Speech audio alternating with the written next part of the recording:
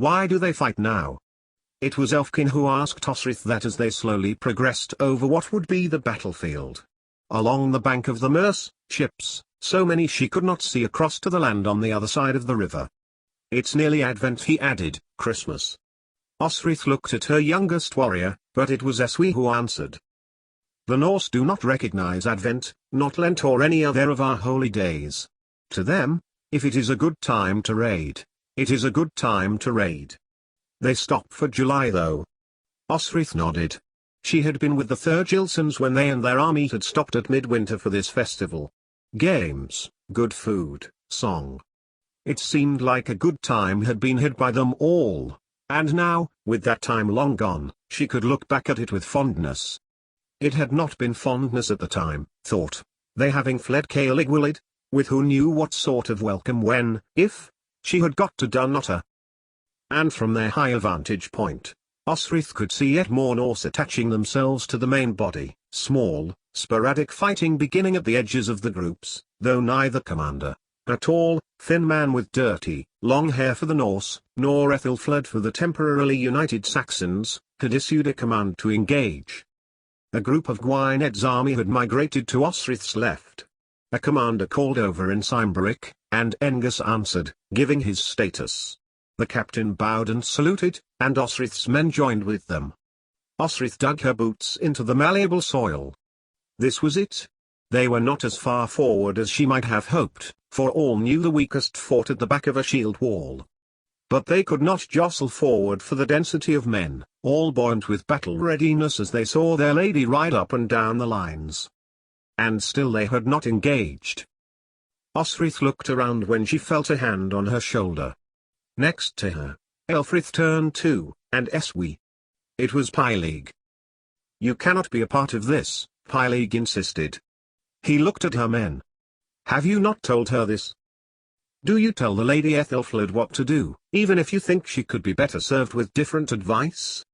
Miral's voice was thick and strong, and he smiled across to Osrith. It was her choice, he was telling her, and there would be no shame if she quit the field. At the far end of the field Wessex banners were held high and amongst them ones displaying the red dragon. Hywel was with the West Saxons then, as was Idwal. Not Gwynedd, but declaring his lot in line with his allegiance. Pylig, listen to me, Osrith implored. Only you will steep it aside with Miral, to unite with Ethelfled against the Norse, who would be far worse than any Anglish or Saxon. Did Britons not invite the Saxons to this land? Yet none of us invited the Danes and Norse. Flansinna successfully repels them from Irian because the Irish are more of one mind than are we. She waved her hand to the river. I was never a part of this, not Constantine's Mormers. We cannot leave, for the river is blockaded. To the left of them, there was more fighting, Wessex banners flying in the face of Ethelfled's goose of Warburg. Whom do we fight, Osrith? Elfrith asked. The bloody West Saxons are fighting the Mersons. Ethelfled has just given a speech about how united we are. I thought they had come to help us. Where do we stand? Eswi asked, in Gaelish. Exactly where we are, Osrith told them. Who do we all have as a common enemy? She asked this in Gaelish, Anglish, and Cymbric. Norse, came the reply, even from the grey-cloaked men of Gwynedd, and Osrith ignored Egelfrith's cry of the Welsh. Do not do this, Pylig asked again, and he spoke quickly to Miral, who then stepped across to Osrith, speaking low to her. If the Albermormers will take orders from me, he proposed to Osrith, in your place, will you retire? The banging of Norse shields began again. They would begin soon. And still Ethelfled held.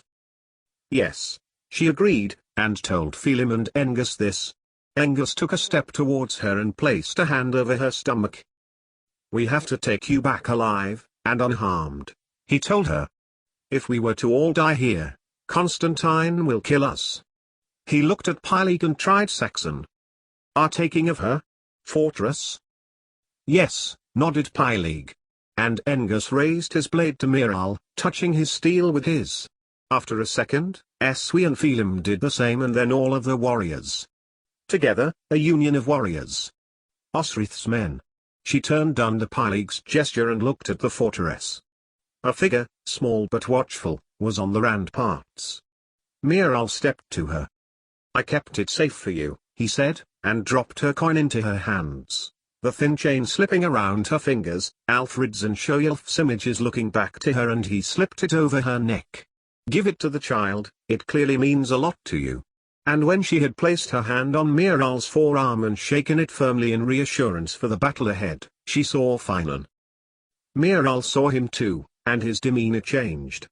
He pushed past Pylig and strode up to him, blocking the Irishman's path. "You are the bastard that beat her and left her." Miral snarled. At that, Phelim drew his sword. "Bastard I'll aid," he said in Irish. Finan glanced past Phelim, and looked at Osrith, his eyes lighting on the coin she was wearing. "Anything that you would like me to tell your brother before battle?" Finan asked, ignoring the warriors. It was a concession, but at least she would be speaking to him. "Tell him I am glad the blade restored him a Dehu bath." At this, Finan gave her a look of hope. "I am thankful," she continued, "for I have another chance to thrash his ass." "Bibbenberg?" Osrith prompted, her words in contrast to the softness in her heart, and they were the only things preventing her from tearing to his arms. "You burned his charters," he reminded her. "They will be rewritten," Osrith said. "They probably already have been, but you know and I know it is not what is on paper that matters but what can be won by strength." She had stepped away from Pylig now and was standing next to Miral, who was holding his ground. "Osrith, come with," Finan began, but she put a hand to his mouth. "I will wait for you to come for us," Osrith reiterated. "God willing. The plan is Alba? I am safe there, from conniving and politics." And knew then all was lost, for the pain in his face betrayed the fact that he would never leave Utad. Still, it was what they had agreed and she felt she had to say it. She felt a breath by her face. It was Phelim, the usually reserved Pitlander. His sword was raised, as were the swords of the rest of her men, and Osrith felt weak. No, not now. Why had he had to come over now? "Picts," Finan said in his disgust, glaring at the Morma. "They eat children." It was a hard winter and a harder battle season. Phelim protested, and a hand clapped him on the shoulder. "That is a bad rumor," Elfrith replied, grinning at Phelim. "It was just that twice, if you believe the stories." "We were all once pagans," put in Eswi, glaring at Finan. "But it was no worse than sacrificing men to the bogs." But Osrith shook her head. "We will be just here if you want us to fill it, the bastard," Angus told her. His Gaelish somewhat better than his Saxon and, with the exception of Miral, the men retreated. "What are Strathclyde Britons doing down here in Mercia? No more sheep left to hump?" Finan shouted, but then looked at Osrith and his face changed and a barrier holding Osrith back dissolved, and she smiled to the man she loved dearest in the whole world. "Osrith, I love ye," Finan told her and reached for her hand. Osrith let him take it, and he wrapped his other one around it, too. "I am going somewhere safe to have the child," she told him. "There are people, good people who can help me at the time," she added. A cry came from over by the West Saxons and Osrith knew that the battle should have started by now. Men were getting testy and irking one another. "I will wait for you," she added. "I will be with you when you come for me." And again, Osrith saw the pained look on his face. "Our child will be safe," she reiterated. Next to her, Miral folded his arms, glaring at Finan. "In the court of that Gaelish cocksure bastard Constantine?" Finan scorned, loudly, so that the Picts, Angus and Phelim, and Eswi the Gael, could hear him, and then his voice softened. "It is a good choice," he told her. "Come with me, now?" Osrith asked him in Gaelish, panic filling her. What if she never saw him again? Finan said nothing, did nothing, and Osrith made to turn. As she did so, Finan took a step towards her, and pulled her to him, kissing her full on the lips, supporting her back, holding her close. And when they broke apart, Osrith's knees gave way. The day had been too much and blackness encroached around the peripheries of her vision. Pylig was there, and scooped her up, looking at the horror on Finan's face. From behind Miral, the warriors piled around, but it was Miral who landed a punch into Finan's jaw, and the usually agile Ulsterman caught the full force. "She is only fainted," Pylig called, but Miral had raised a six between him and Finan, Osrith's warriors piling in behind their temporary captain. "If she dies," Miral began, but Finan looked across to Osrith, who had looped an arm around Pylig's neck. "Dies? She is old to be a mother, it is dangerous." The words were Sifix, and he took his friend's shoulder. "I have known women to give birth at her age," he tried to reassure her, and it was Finan now, his obvious feelings for Osrith, that kept Miral from attempting to attack him, and he lowered his seeks. "I will go to her," Finan confessed, as Miral let them remove themselves back to Utad. "Do not tell him, please, Sihtric," Finan implored. "When he has reclaimed Bebbanburg, then." He turned suddenly and watched Pylig traverse the ground towards Brunanbur's outer gate. "I have seen her to be an honorable woman. She commands respect of men to follow her to battle, she is a formidable fighter," Sihtric reassured him, as they fell into battle line next to Osfeth and Berg. If only she and Utad. If only she and Utad what? Their lord stood between them, defying them to keep silent about where they had been. "Nothing, lord," Sihtric said, and glanced at the Norse lines to be away from Utad's accusing stare. "And where is my daughter?" 88,888,888. Stjora was on the other side of the gate when Pylig brought back Osrith and closed the gate. The ground looked firm again, and Osrith wondered why she had been brought back there, when her men were in the middle lines. Good, part of her mind thought, vaguely, they are in the middle lines.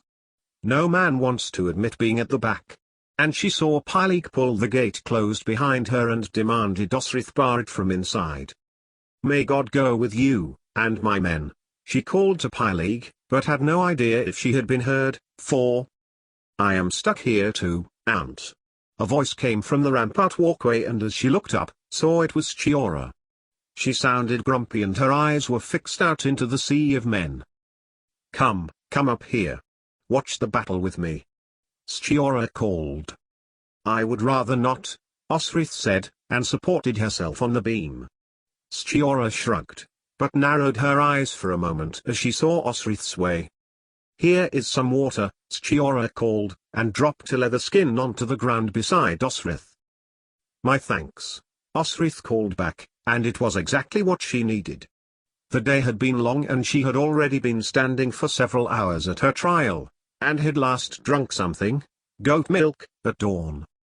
"What is his name, the man you look for?" Osrith asked. It was always a safe question, and if the person Osrith asked it have denied an answer, fair enough. Mostly it yielded results, and the result from Stjora was, Sigtryggr, the leader of the Norse. "We are betrothed," Stjora said, confidently. "And your father knows about this?" "Oh no," Stjora replied, brightly. "But he will come around." And the battle began at last. Although Osrith had come to sit with her niece, she looked away. Too many people she cared about fought that day. She sat with her back to the rampart wall as Stjora surveyed the battlefield. 88,888,888. Darkness was beginning to threaten, but the lack of light was not going to be the reason that the battle had come to a halt. The Norse had been repelled, with many Saxons pushing them, confidently, back towards the Merse. As if waiting for an invisible clue, Utad's daughter sprang to her feet. "My thanks for your company today, aunt," Stjora said to Osrith. "I do hope that your baby is born well, and that you live." Osrith jerked her head. Not at Stjora's words, blunt though they were, but at the fact that the young woman was now beginning to hoist herself over the ramparts and was hand-holding her way down the wooden joint beams that stuck out from the wooden wall. "Where are you going?" Osrith called over the top of the wall. Stjora looked up to her. "Sigtryggr," she said, simply. And before Osrith could get down the rampart steps, Stjora had managed to get to ground level and was running, pell-mell, through the dead and the dying. Osrith managed to heave the rampart gate bar out of its holding struts, and it was now far heavier than it had been when she had pushed it into place. Finally, on the other side, she saw her brother's daughter make a direct line for the Norse ships. Someone was waiting for her, Sigrid, perhaps.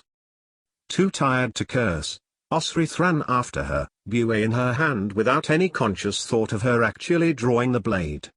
She would be damned if Uterd thought Skiora's flight was anything to do with her. And then Osrith stopped. A figure rose from the ground and had his arm raised, a spear in it. Now she was going to see her niece die, for Skiora had seemingly not seen the assailant. But someone had. It was Berg, the man Osrith had noticed as one of Uterd's men. He had asked for his life to be spared when Ronvald raided Deheubarth, and sent David's monastery. It took a few moments for Osrith to catch up to the ship, but a fog was descending and she could not run. The direction of the river was lost to her. She stopped. What now? Well, she would have to go back and hope that someone believed her. Uterd, of course, would assume Osrith had done this out of spite. Then she heard her men. Eswi's voice came first out of the thickness of the mist, and she heard him tell Angus that there was food aplenty aboard. "Are we on the right ship?" Angus's voice filtered through the fog, dissipating through it, so it came to her ears much softer than usual. "Who cares?" Eswi said. "We have food. Let us go with the Norse, we will be able to leave the Merse then." There was no question that Osrith was going to be left behind. Who could have hoped to try and find her in this? They could sail to safety and then come back to Brunanburh another day, for it had been a Mercian win, after all, and the fortress was not breached. Osrith stumbled onwards, using buoy to feel ahead of her and found the boat. "Feel 'em?" Osrith tried, for she had not heard this man's voice yet. "Lady Osrith?" He was there. So all three of her warriors from Alba were aboard. "Help me up, will you?" she asked, and a hand appeared in the fog. The bank was higher near this side of the river, so the distance up to the taffrail was quite short, but even so, the distance was large enough that she needed Phelim's strength to lift her some of the way by her armpits. "Angus? Eswi?" Osrith asked, and could vaguely see her murmurs in the fog. "Osrith," Eswi declared, and crossed to her. You. We are pleased to see you." "We don't think it's ours," Angus told her, guiding her to the rear of the ship and handing her a fleece. Then again, the one we had was not ours, either. "Gales," Osrith heard someone say, from far at the prow of the ship. It was in Norse, but there was little movement. There was, however, scurrying below, for this was a ship, not a boat, and it had more than one level. Norse were on the ship too. "There are people with us," Osrith hissed to Eswi, as he sat next to her for a moment. "On this ship?" "We know," he replied. "We are waiting for them to identify themselves." "Who is on the foremast?" "Phelim, we think. But it is being rowed, and it is none of us,